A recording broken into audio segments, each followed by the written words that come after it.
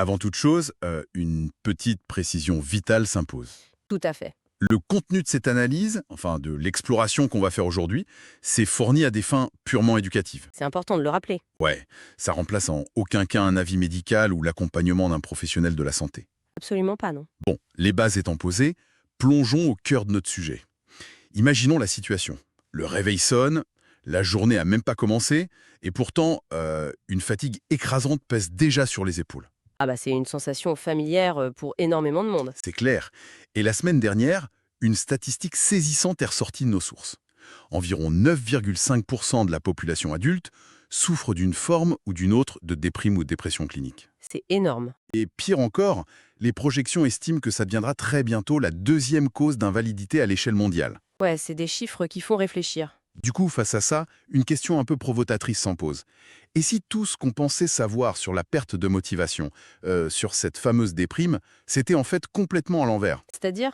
Et si c'était pas un simple état d'âme passager, ni un manque cruel de volonté, mais un véritable problème de câblage et de chimie interne? Ah, ça, c'est un renversement de perspective qui change absolument tout. Quand on s'immerge dans les recherches en neurobiologie, on réalise que ces symptômes, qu'on a souvent perçus à tort comme des faiblesses morales, en fait. Des défauts de caractère, ouais. Exactement.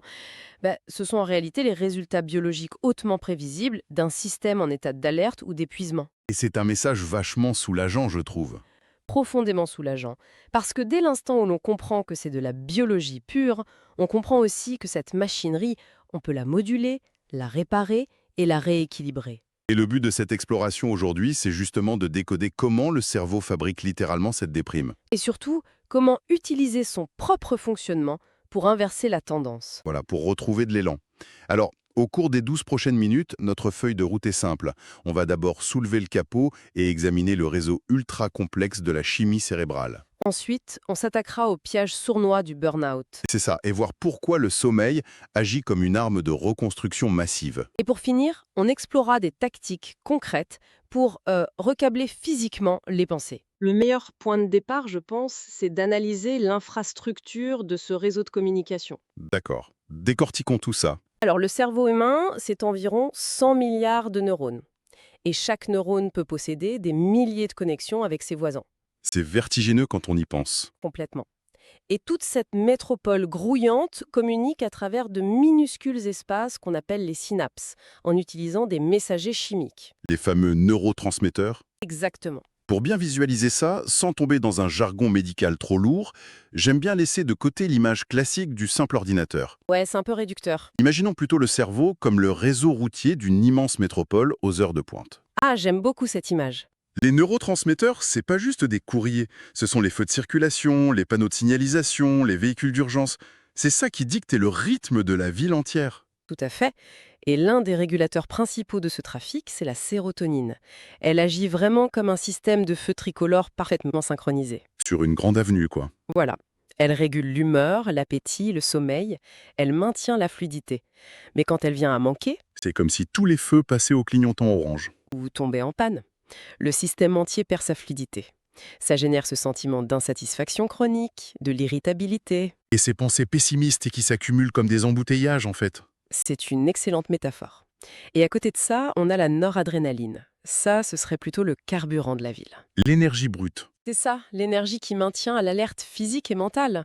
Si les réserves sont basses, c'est la panne sèche. Une léthargie profonde s'installe. La moindre petite action exige un effort de dingue, un vrai marathon, Exactement.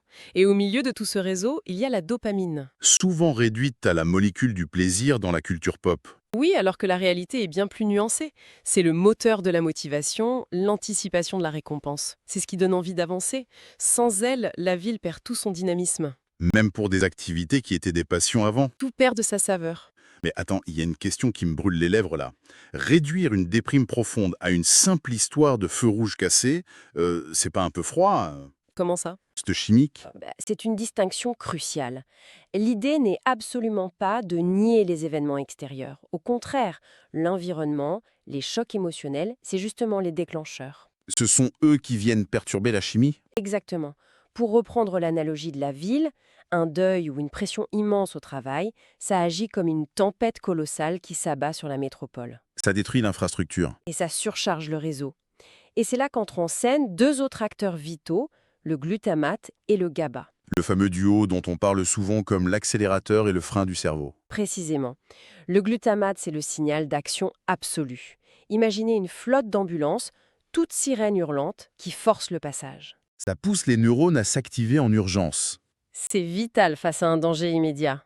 Mais le cerveau a besoin d'équilibre, c'est là que le GABA intervient. C'est le signal d'arrêt, les forces de l'ordre qui calment le jeu. Donc si je suis cette logique, quand l'environnement nous met sous pression constante, l'inflation, les notifications, la charge mentale, Ces ambulances tournent en permanence. le bouton d'accélération reste coincé. Et le GABA n'arrive plus à fournir assez de freins. Le résultat direct, c'est cette agitation mentale constante, les ruminations nocturnes.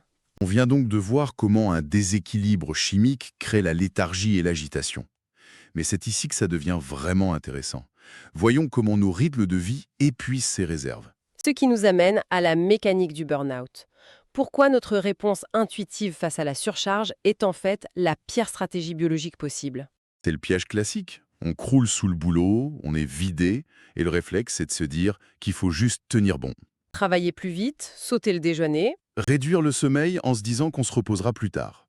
Sauf que c'est comme essayer de faire avancer une voiture avec le réservoir vide en appuyant plus fort sur l'accélérateur. Ça ne fait que faire fondre le moteur, Et le chef d'orchestre de cette destruction interne, c'est l'amygdale, le centre de la peur. notre système d'alarme primitif. Le problème, c'est qu'elle ne fait pas la distinction entre un tigre à dents de sabre et une pile de factures impayées. Elle reste bloquée sur danger imminent. Elle inonde l'organisme d'hormones de stress. Et dans cet état d'hypervigilance, quelle est la première chose qu'on sacrifie? Le sommeil. Toujours le sommeil. Et c'est une erreur dramatique. Le sommeil, c'est pas un luxe ou un mode veille. C'est un chantier de réparation actif. C'est là que le cerveau nettoie les toxines, répare les dégâts du glutamate dont on parlait tout à l'heure. Exactement. D'ailleurs, si l'on relie ça à la situation dans son ensemble, il y a une hypothèse intrigante sur l'insomnie. Ah oui? Des recherches suggèrent que l'insomnie sévère, qui précède souvent un épisode dépressif, pourrait être une tentative désespérée du cerveau pour forcer la production de sérotonine. Attends, le cerveau se maintient éveillé par instinct de survie. Voilà, en restant éveillé, il stimule artificiellement le système d'alerte pour affronter la prétendue crise. Mais à long terme, ça siphonne les dernières réserves et mène au crash. C'est fou de voir l'insomnie comme un mécanisme de survie mal calibré. Mais alors, comment on signale à cette amygdale en panique que le danger est passé? Ça requiert des règles d'hygiène de sommeil strictes. L'erreur la plus commune, c'est de regarder les infos avant de dormir. C'est clair, les journaux télévisés stimulent directement la peur. On ne peut pas s'endormir si le cerveau reptilien croit que des prédateurs rôdent dans le salon. Impossible. Il faut éteindre les écrans 1 heure avant et aussi maîtriser l'environnement sonore avec un bruit blanc pour bloquer les bruits imprévisibles de la rue. Et au niveau alimentation, il y a une astuce aussi, non? Oui, une petite collation riche en glucides complexes en fin de soirée. Les glucides déclenchent une pointe d'insuline qui dégage la voie dans le sang. Pour laisser passer quoi? Le tryptophane, la matière première de la sérotonine. En gros, un peu de flocon d'avoine peut livrer au cerveau les briques pour construire la sérénité nocturne. On a couvert la chimie et l'impact du repos. Maintenant, regardons comment utiliser son cerveau pour changer son cerveau. Le domaine fascinant de la neuroplasticité appliquée. Pour sortir de la spirale de la négativité, faut parler de la loi de Donald Hebb. Les neurones qui s'activent ensemble se lient ensemble. Oui. Le cerveau est une machine à association. Si on se réveille avec un sentiment de morosité, cette émotion allume les réseaux abritant d'autres souvenirs de tristesse. Le cerveau ouvre le dossier complet de toutes les erreurs commises depuis 5 ans. C'est exactement ça.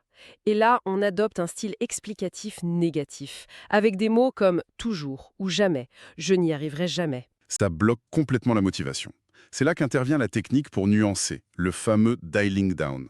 Au lieu de se dire j'ai raté cet entretien, je n'aurai jamais de boulot, ce qui coupe la dopamine et libère l'anxiété, On reformule froidement « J'ai raté cet entretien, mais je peux apprendre de mes erreurs pour le prochain ». l'effet reste identique, mais la réaction chimique dans le corps est radicalement différente. On maintient un canal ouvert pour la dopamine. Ça permet de rebondir au lieu de se paralyser. Et j'ai vu qu'on pouvait aussi se reconnecter spirituellement ou socialement pour aider à ça. Absolument. La gratitude, le bénévolat, ça stimule les zones du cortex liées à la compassion et diminue l'activité de l'amygdale. En gros, aider quelqu'un d'autre détourne le sang des zones de peur. C'est mécanique, c'est un véritable interrupteur biologique. Bon, Alors, qu'est-ce que tout cela signifie pour notre quotidien?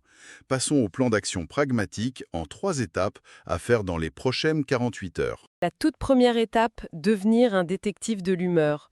Lors d'une baisse de morale, on note objectivement ce qui se passe et l'émotion ressentie, Sans se juger. surtout sans se juger. Ça force la rationalité à s'engager, ce qui refroidit l'emballement émotionnel. Deuxième étape, fixer une limite stricte, une boundary.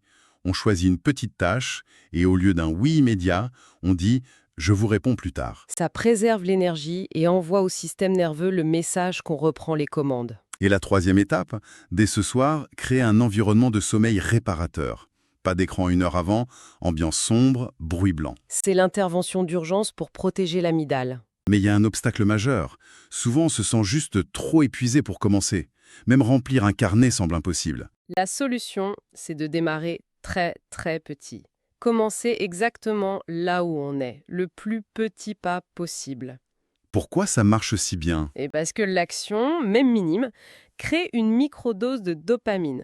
Et ça relance la motivation. L'action précède la motivation, pas l'inverse. C'est génial.